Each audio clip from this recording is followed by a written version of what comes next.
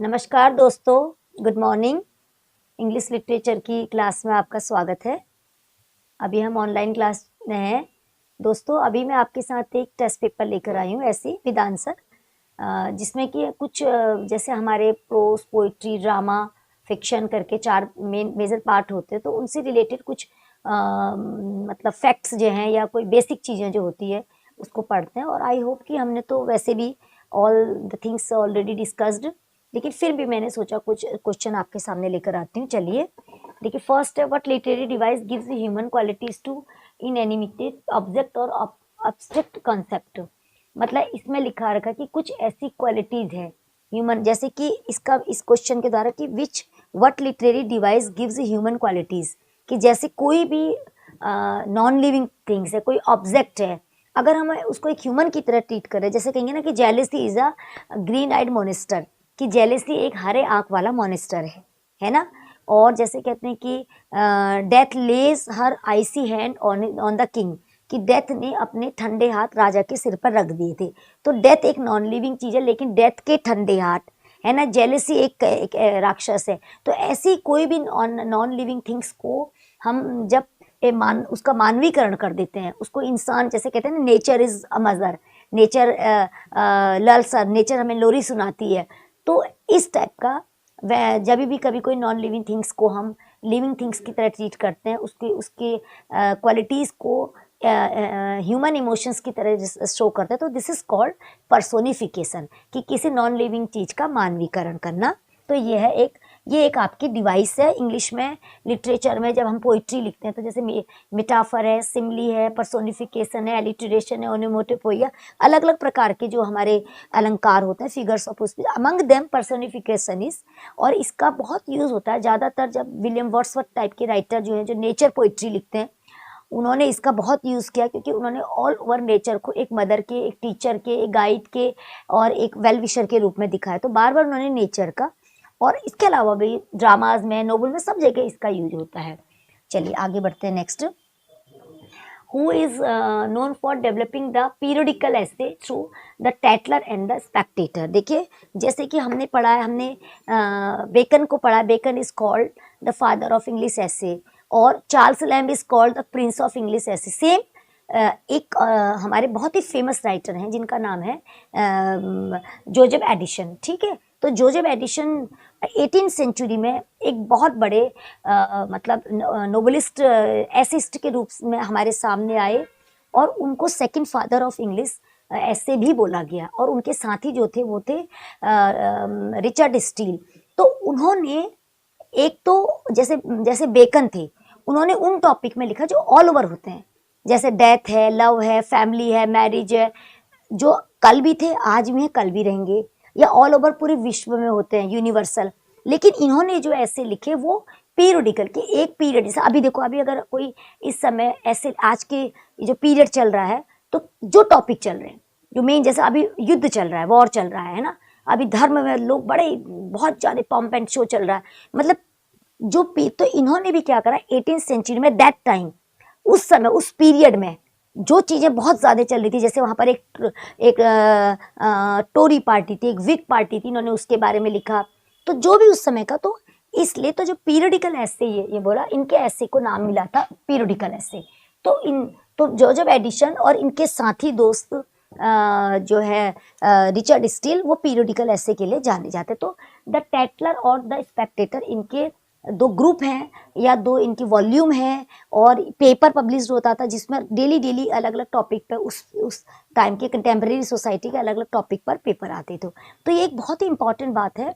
अगर आपका इनका जैसे वो आ जाता है, टाई आता है कि ये किसका जॉइंट वेंचर है, तब तो आप जोजेफ एडिशन का और स्टील का नाम लिखते होगे। अगर जॉइंट वेंचर नहीं आएगा तो आप जोजेफ एडिशन का, जैसे कि लिरिकल बैलेड है जिसको कि विलियम वर्ड्सवर्थ ने लिखा था, तो विलियम वर्ड्सवर्थ ने लिरिकल बैलेड लिखा।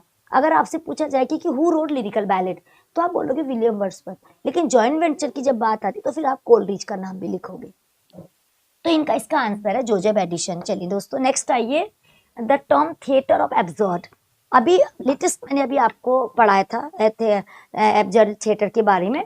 Theatre of absurd is most closely associated with which play right. पहले तो मैं आपको बताती हूँ कि जैसे मॉडर्न ड्रामा है, रोमांटिक ड्रामा है, बहुत प्रकार के ड्रामा थे। ड्रामा पहले रिलीजियस ड्रामा थे, अलग अलग प्रकार के ड्रामा बनते थे। सबसे ज़्यादा कॉमन ड्रामा वही होते थे जो रोमांटिक शेक्सपियर के ड्रामा होते थे, जो बहुत ही रोमांटिक ड्रामा होते थे, जिसमें एक सुंदर सा राजा पर राजकुमार, उसकी सुंदर सी मतलब प्रेमिका, फिर ऐसे ऐसे ऐसे ऐसे फिर कॉमेडी ड्रामा बने, फिर ह्यूमर ड्रामा बने अलग। फिर ये जो अभी जो नया जो दुनिया आई है, इस समय जो ड्रामा है इसका बिल्कुल इसका पूरा प्रारूप ही चेंज हो चुका है। इस समय के जो ड्रामा है उनको एब्सर्ड ड्रामा बोलते हैं। एब्सर्ड का मतलब होता है कि पहले ड्रामा किसी भी बहुत ही एक हाईटेक पर्सन के लिए बनते थे, लेकिन अभी ड्रामा जो है बहुत ही लोअर और बहुत ही अपर, दोनों तरीके के लोग ड्रामा का पार्ट है। क्योंकि ड्रामा के लिए हमें कोई इंसान नहीं चाहिए, ड्रामा के लिए हमें कंडीशन चाहिए कि जो कंडीशन से चल रही है। कि आज के एब्सर्ड का मीनिंग होता है भद्दा, कि आज की डेट में हम देखते हैं कि गरीब होना बड़ी बात नहीं, अमीर होके गरीब होना बड़ी बात है। कि मतलब you have so money but आपके पास पीस नहीं है, आपके पास लव नहीं है, आपके पास साथी नहीं है, आपके पास टाइम नहीं है, आपको इनर हैप्पीनेस नहीं है, आपके अंदर सुकून नहीं है। तो ऐसे एब्सर्ड आदमी, जो आदमी अपनी खुशियों के लिए तरस रहा है, तो ये उन टॉपिक में ड्रामा बने थे। तो एक नया टॉपिक, एक नई थीम लेके एक ग्रुप आया था, जिस ग्रुप में हमारे सैमुअल बेकेट, इनका नाम फॉरमोस्ट आता है। तो यहाँ पर ये जो theatre of absurd is most closely associated which play right, तो इनका पूरा ग्रुप है।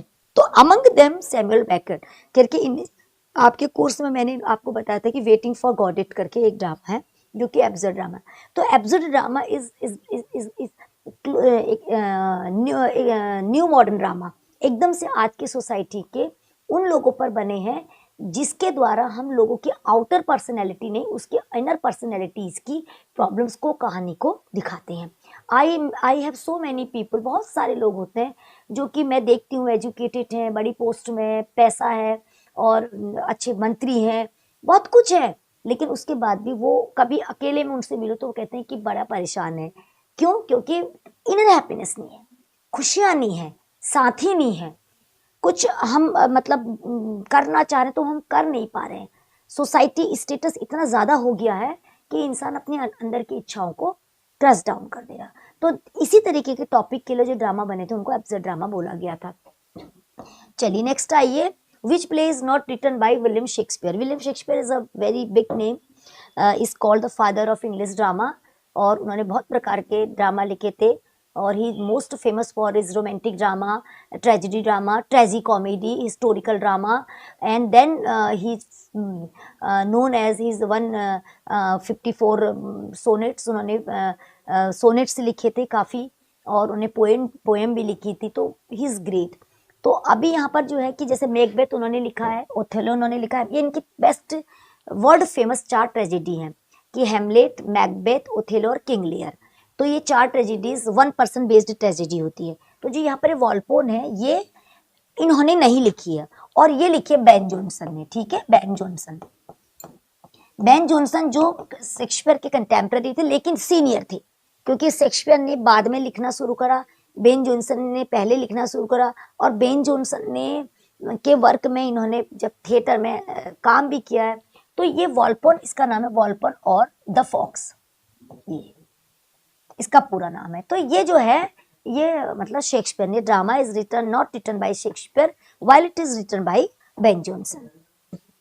चलिए नेक्स्ट आ जाइए, which of the following is an example of epistolary novel. देखिए एपिस्टलरी नोवेल क्या होता है, इसको कहते हैं कि लेटर नोवेल। ठीक है, लेटर नोवेल क्या होते हैं, जो कि लेटर स्टाइल में लिखे जाते हैं।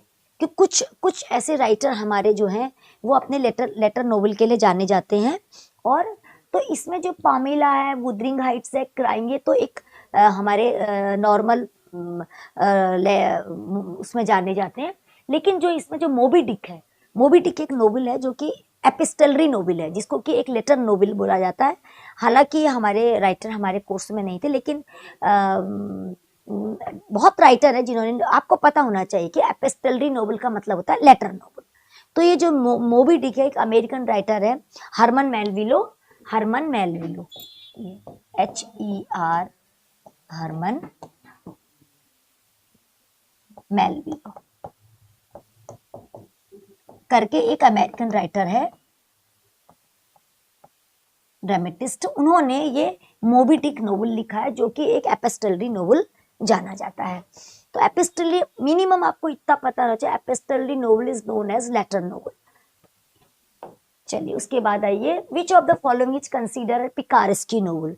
क्योंकि नोवेल क्या होता है, नोवेल जिनके की नोवेल की शुरुआत 18th सेंचुरी में हुई थी, जबकि नोवेल पहले लिखे जा चुके थे, 16th सेंचुरी में नोवेल लिखे जा, लेकिन उस समय उन नोवेल को प्रोज या रोमांस करके उनका नाम आता था, प्रोज रोमांस करके उनको बोला जाता था। लेकिन 18th सेंचुरी में जब वो नोवेल पढ़े गए, जब नोवेल बने, जब ओरिजिन हुआ नोवेल का, तब पता चला कि जो जिनको आज हमने नोवेल नाम दिया, ये नोवेल ऑलरेडी बन चुके हैं, but that time it was known as prose romance. तो अब इसमें, अब उसी में बहुत सारे प्रकार के नोवेल होते हैं। एक नोवेल होता है पिकारेस्की नोवेल, जिसको कि रफ नोवेल कहते हैं। We all are the part of picaresque novel. एक कॉमन जिंदगी जिसमें एक इंसान बचपन पैदा होने से लेकर पढ़ाई लिखाई, एजुकेशन, ट्रेनिंग, स्कूल, नौकरी, वाइफ, बच्चे, रीमैरिज, डेथ, एक्सीडेंट, ये सारी बहुत तरीके की जो लाइफ दिन रात दौड़ दौड़ के वो अपना जीवन करता है, तो उस जीवन को पिकारेस्की एक रफ लाइफ कहते हैं। तो ये पिकारेस्की नोवेल ज़्यादातर जब हम हेनरी के बारे में पढ़ते हैं, जो बहुत सारे हमारे राइटर हैं, तो पिकारेस्की नोवेल एक कॉमन नोवेल के नाम से जाने जाते हैं। तो इसमें जो है ये टॉम जोन्स जो है, टॉम जोन्स जो कि बहुत ही फेमस नोवेल है, और इनके ये पूरा एक मतलब टॉम जोन नाम के एक लड़के की कहानी है, और जिसमें हमने यही देखा कि स्टार्टिंग से लेकर लास्ट तक उसकी क्या कहानी, जैसे कि वी ऑल आर, पिकारेस्की नोवेल हम पर बनते हैं, हमारे जैसे लोगों की लाइफ के पर बनते हैं। चलिए उसके बाद नेक्स्ट है नोवेल द फोकस साइकोलॉजिकल। अब इसमें बता रहे देखो साइकोलॉजिकल, ठीक है, साइकोलॉजिकल नोवेल भी होते हैं, लेकिन साइकोलॉजिकल नोवेल अलग अलग प्रकार के होते हैं। तो इसमें बोला है कि क्या पूछा है देखो, कि अ novel that focuses on psychological and moral growth of protagonist. Protagonist कौन होता है, जो नोवेल का स्ट्रगल करने वाला मेन कैरेक्टर होता है। स्ट्रगल करने वाला कोई लड़का भी हो सकता है, कोई ओल्ड मैन भी हो सकता है, कोई महिला भी हो सकती है, कोई बच्ची भी हो सकती है। मतलब कि the person is not a hero और नॉट अ विलेन, वो एक प्रोटोगोनिस्ट है, क्योंकि वो पूरा स्ट्रगल कर रहा है, उसकी लाइफ में बहुत सारे अप्स एंड डाउन्स है, बहुत सारी प्रॉब्लम्स से हैं, और लेकिन वो ऑब्स्टिकल्स को पार करते करते आगे बढ़ता है, फिर लाइफ में डिस्टर्ब आता है, फिर प्रॉब्लम्स। लेकिन इससे क्या होता है, उसकी जिंदगी में एक धीरे धीरे उसका साइकोलॉजिकल भी विकास होता है, क्योंकि जितनी ज़्यादा हम परेशानी को जूझ के आगे बढ़ते हैं तो हमें अनुभव मिलता है, और उसके अलावा उसकी मॉरल ग्रोथ भी होती है। फिर धीरे धीरे धीरे उसका विकास होता है, उसको अच्छी चीज़ें, वो एक आइडियल कैरेक्टर पड़ता है, उसको परिस्थितियों को झेलने की आदत बन जाती है। तो ऐसे नोवेल को बिल्डिंग्स रोमन नोवेल बोला जाता है। बिल्डिंग्स रोमन नोवेल वो नोवेल होता है जिसमें कि जो हीरो है, जिसको कि प्रोटोगोनिस्ट बोला जाता है, वो प्रोटोगोनिस्ट बहुत ही विपरीत परिस्थितियों से गुजरता है, या तो उसकी मानसिक स्थिति बहुत, कभी कोई गंदा इंसान होता है, ठीक है, उसके चरित्र खराब होता है, लेकिन वो धीरे धीरे धीरे धीरे धीरे इतना आध्यात्मिक बन जाता है, लास्ट में वो खुद महसूस करता है कि यही मेरा गोल था, और जो उसने किया वो उसकी एक नॉर्मल, उसके लिए एक नॉर्मल कंडीशन थी, तो उसका गोल पूरा हुआ, क्योंकि वहां से लेकर वहां तक आज today is an ideal character. तो ऐसे जब इंसान का एक मॉरल विकास होता है, साइकोलॉजिकल विकास होता है, उसकी स्पिरिचुअल अवेकनिंग हो जाती है, और फिर इससे भी ज्यादा वो लोगों के लिए एक आइडियल कैरेक्टर बनता है। तो इस टाइप की जो सीरीज में नोवेल आगे बढ़ता है, this is called bildungsroman novel. चलिए नेक्स्ट आइए, which author is known for pioneering the stream of consciousness novel. ये सब मॉडर्न नोवेल की बात चल रही है। हाँ, स्ट्रीम, जैसे मैंने अभी बोला साइकोलॉजिकल नोवेल के अंदर ही ये भी आता है, stream of consciousness. Stream of consciousness मतलब जो हमारी अंदर जो चेतनाएं होती है, कुछ चीजें हमारी अंदर ही रह जाती, बधी रह जाती है, तो उनका बहाव रुक जाता है ना। कई लोग होते हैं कि बहुत ही कम बोलते हैं, या बोलते ही नहीं, रिजर्व रहते हैं, और कई बार पता चलता है कि उनकी कोई पास्ट की घटना है जिसकी वजह से वो रुक गई, जिंदगी वहीं अटक गई है। तो ऐसी बहुत सारी बातें होती हैं, तो जिसमें कि इंसान अपने पास्ट में ही रहता है। तो वो स्ट्रीम ऑफ कॉन्शियसनेस एक स्टाइल है जिसके द्वारा हम उस कैरेक्टर को खोलते हैं, उसके अंदर जाते हैं, उसकी प्रॉब्लम को समझते हैं, तो वो स्टाइल क्या है, तो जो कि मैंने आपको पढ़ाया भी है। तो उसके बारे में बताइए कि इन चारों में से उस टेक्निक के लिए किसको जाना जाता है, तो वर्जीनिया वुल्फ को जाना जाता है। Virginia Woolf is a very talented novelist, और जिन्होंने बहुत सारे नोवेल लिखे हैं, और उसी नोवेल में उन्होंने स्ट्रीम ऑफ कॉन्शियसनेस को यूज किया है। What is the primary characteristic of Gothic novel? Gothic novel जिसको कहते हैं कि novel of horror and terror, कि जो जो नोवेल ऐसे होते हैं ना कि जिसमें भूत कई बार होता है, कई बार भूत का भय होता है, कई बार साइकोलॉजिकल भूत होता है, कई बार हमारे अंदर कोई गलत फहमी बैठ जाती है, कई बार कोई हवेली होती है, उस हवेली के बारे में सुना होता है कि यहाँ भूत है, खंडहर, एबे, जो पुरानी टूटी फूटी चीजें होती है, पुराने जंगल, रिमोट एरियाज, डेजर्ट जो होते हैं, तो वहां पर ये नोवेल बनते हैं। तो मेनली इनको वही कहते हैं कि भूत वाले नोवेल। अब भूत है या नहीं है, लेकिन भूत का भाव, घोस्ट होते हैं, फेरीज होती हैं, और विचेज होती हैं, अब कई बार वो होती हैं और कई बार खाली उनका भाव होता है। तो इसमें बोल रहे हैं कि इसका आंसर ये है कि emphasis on horror and mystery. ये कहीं डर और मिस्ट्री, बड़ी रहस्यमयी चीजें होती हैं, लगता है कि भूत है, लगता है कि आत्मा है, लगता है कि, लेकिन होता नहीं है, माहौल ऐसा होता है कि जिससे कि हमें लगता है कि भूत का नोवेल है। चलिए नेक्स्ट आइए, which novel is consider the modern first modern novel? देखिए फर्स्ट मॉडर्न जो नोवेल है इसमें रॉबिन्सन क्रूज लिखा है। रॉबिन्सन क्रूज एक आपका जैसे पामेला, टॉम जोन्स, ये सब नोवेल है, लेकिन मॉडर्न नोवेल, क्योंकि पहले तो जो नोवेल थे वो नोवेल को रोमांस बोला जाता था ना, तो ये जैसे हमारे नोवेल में जोसेफ एंड्रू है, बहुत सारे हमारे मतलब हेनरी फील्डिंग जो है, हेनरी फील्डिंग जिनको कि फादर ऑफ इंग्लिश नोवेल बोला जाता है ना। तो जैसे इससे पहले वो टॉम जोन्स, ये टॉम जोन्स जो आंसर था वो टॉम जोन्स से हेनरी फील्डिंग ने ही लिखा है। हेनरी फील्डिंग जो कि 18th सेंचुरी के नोवेलिस्ट थे, और उनको फादर ऑफ इंग्लिश नोवेल बोला जाता है, ठीक है। लेकिन उससे पहले उनके साथ डैनियल डेफो है, जिनको हम 4 पिलर के नाम से जाने जाते हैं। तो इसमें सबसे पहला नोवेल जो है रॉबिन्सन क्रूज लिखा गया है, सबसे मॉडर्न नोवेल। और रॉबिन्सन क्रूज किसने लिखा? डैनियल डेफो नाम के, जो इसी एज के, FOE, डैनियल डेफो ने ये लिखा है। तो जबकि Henry Fielding is known as father of English novel, लेकिन उसी समय डैनियल डेफो भी थे, तो उनके इस नोवेल को मतलब मॉडर्न जो 18th सेंचुरी में जो नोवेल शुरू हुए थे, तो this is called first English modern novel. चलिए नेक्स्ट आइए, ड्रामा मल्टीपल चॉइस क्वेश्चन। अब ये ड्रामा से रिलेटेड क्वेश्चन है। What is soliloquy? आपने पढ़ा होगा कि सोलिलोकी क्या होती है। देखिए सोल मतलब अकेला, लॉकीज मतलब वर्ड्स, कि जब कोई इंसान अकेले में कुछ बातचीत कर रहा है, अपने इमोशंस को बोल रहा है, चिल्ला रहा है अकेले में, मतलब बर्दाश्त से बाहर हो गया कोई चीज ना, अब वो दोनों चीज होती है। वो एक बहुत अच्छा हीरो भी होता है, कई बार वो बहुत ट्रेजेडी में आ जाता है, और इज नॉट एबल, वो समझ नहीं पा रहा मैं अपनी स्थिति लोगों को कैसे समझाऊं। और कई बार एक नेगेटिव कैरेक्टर होता है जो कि बहुत षड्यंत्र करना चाहता है, लेकिन उसका षड्यंत्र फेल हो जा रहा है या कुछ भी, तो अकेले में आके अपनी बहुत ही इंटेंस फीलिंग को जब वो चिल्ला चिल्ला के बोलता है, तो दिस इज कॉल्ड सोलिलोकीज, अकेले में बोले गए वर्ड्स। तो ये लिखा है a character speaking their in innermost feelings aloud to themselves, और वो जो हल्ला जो वो बोल रहा है वो ऑडियंस को सुनाई देता है। बाकी के अदर कैरेक्टर्स, इस तरीके का स्टेज परफॉर्मेंस होता है कि जो अदर कैरेक्टर्स हैं they are not able to hurt them, but जो ऑडियंस है वो ऑडियंस, और वो जो ये सोलिलोकीज का ड्रामे में इतना इंपॉर्टेंट रोल होता है ना, कि with the help of soliloquies we are known, कि जो बहुत अच्छा है वो इतना दुष्ट है, क्योंकि जब अकेले में वो अपना ओरिजिनल कैरेक्टर, और जो जिसको हम विलेन मान रहे हैं वो तो एक ट्रेजिक हीरो है, कि वो अंदर से कितना दर्द में है, और उसकी कितनी मुश्किलें हैं, और कितनी मतलब प्रॉब्लम में वो ये सारी चीजें कर रहा है। चलिए नेक्स्ट आइए, which of the following history play? अब ये सारे प्ले शेक्सपियर के हैं। Shakespeare, William Shakespeare, 16th century, Elizabethan age, father of English drama, a great sonnet writer, a great poet, और a great dramatist of historical play. तो ये जो है देखो, King Lear, the Tempest, Twelfth Night, ये तो इनके रोमांटिक ड्रामा है। किंग लियर इनका एक ट्रेजेडी है।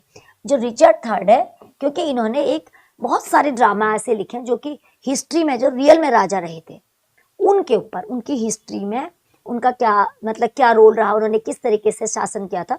तो Richard third is a historical play written by William Shakespeare.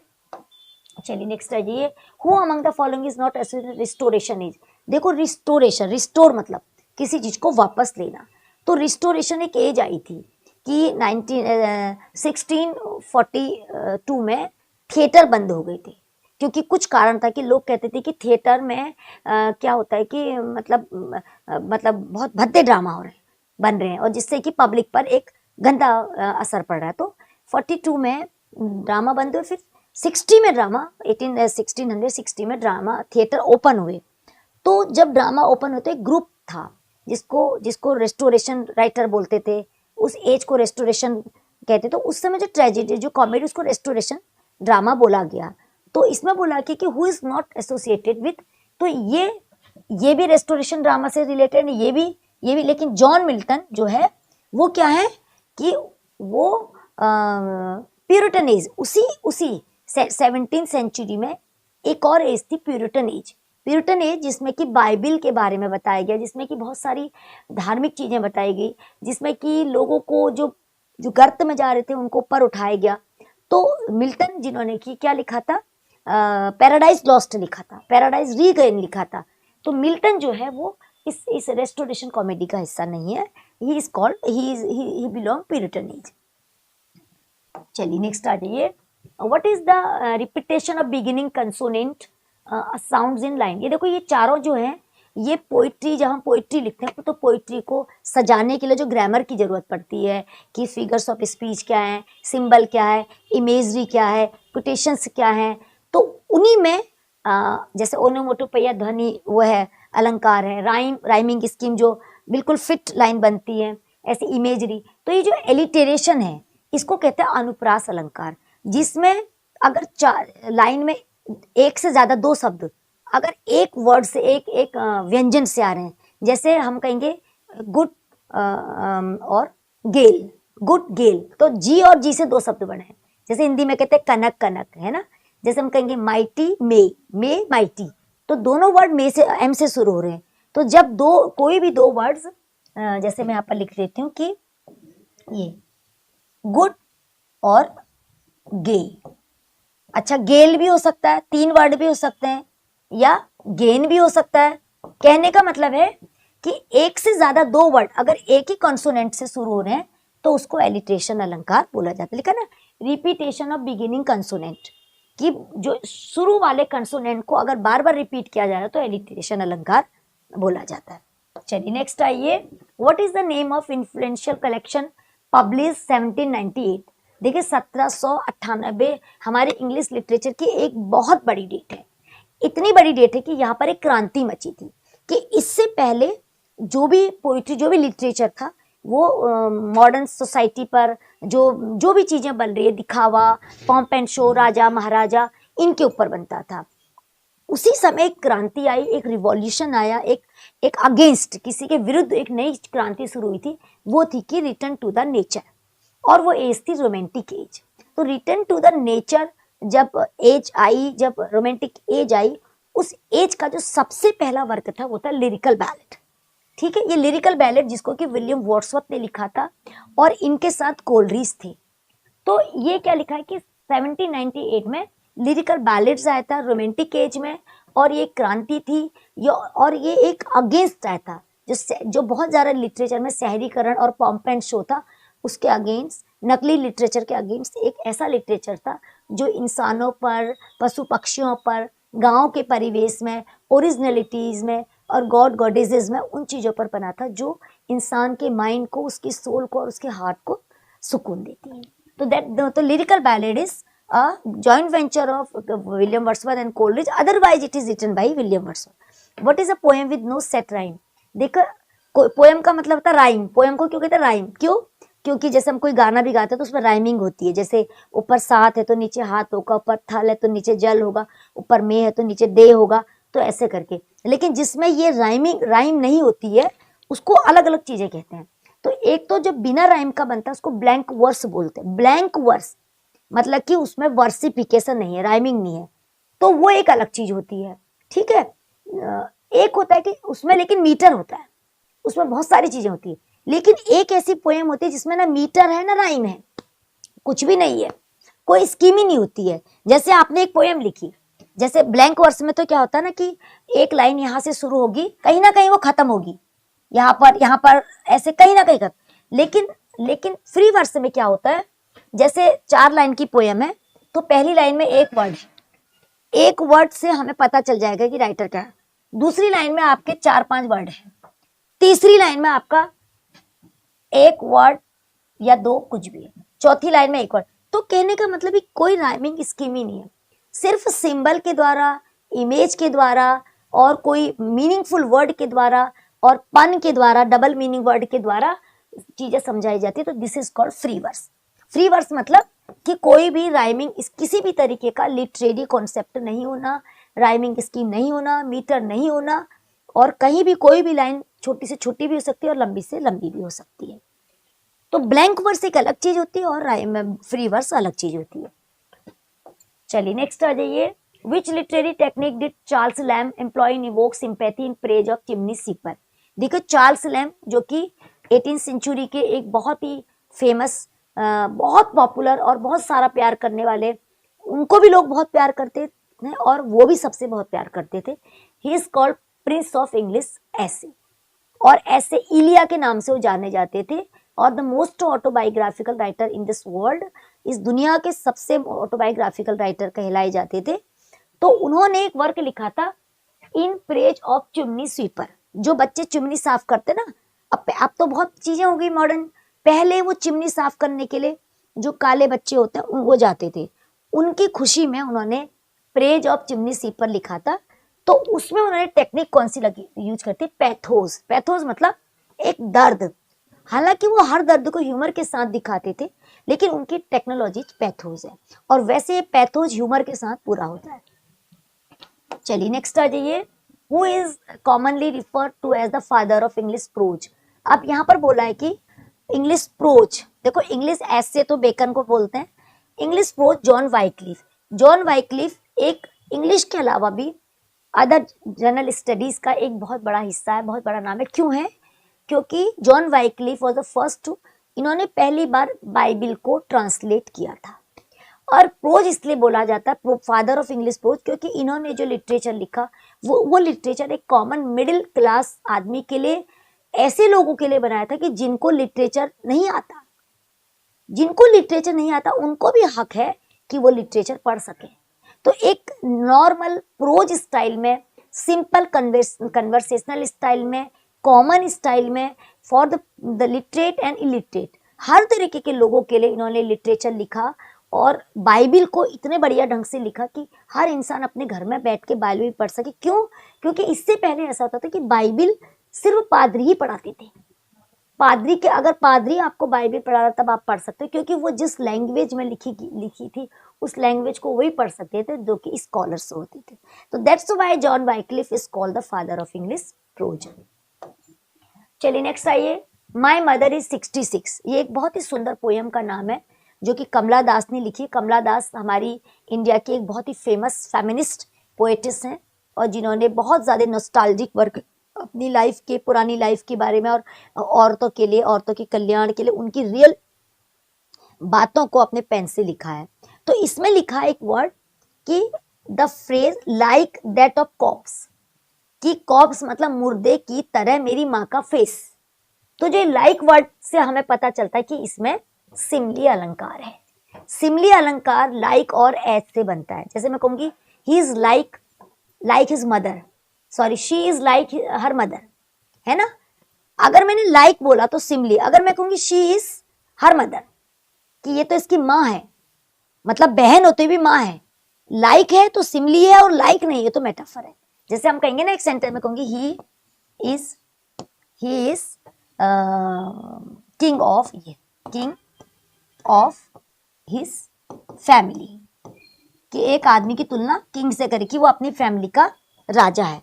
अब हम कहेंगे ही इज लाइक या as a king of his family. Meaning दोनों चीज एक सी, लेकिन ये बिना लाइक के है तो ये मेटाफर हो गया, और ये लाइक और एज के है तो ये सिमली हो गया। तो जब भी आपको लाइक और एज देखने को मिलेगा तो आप मान लेना कि सिमली अलंकार है।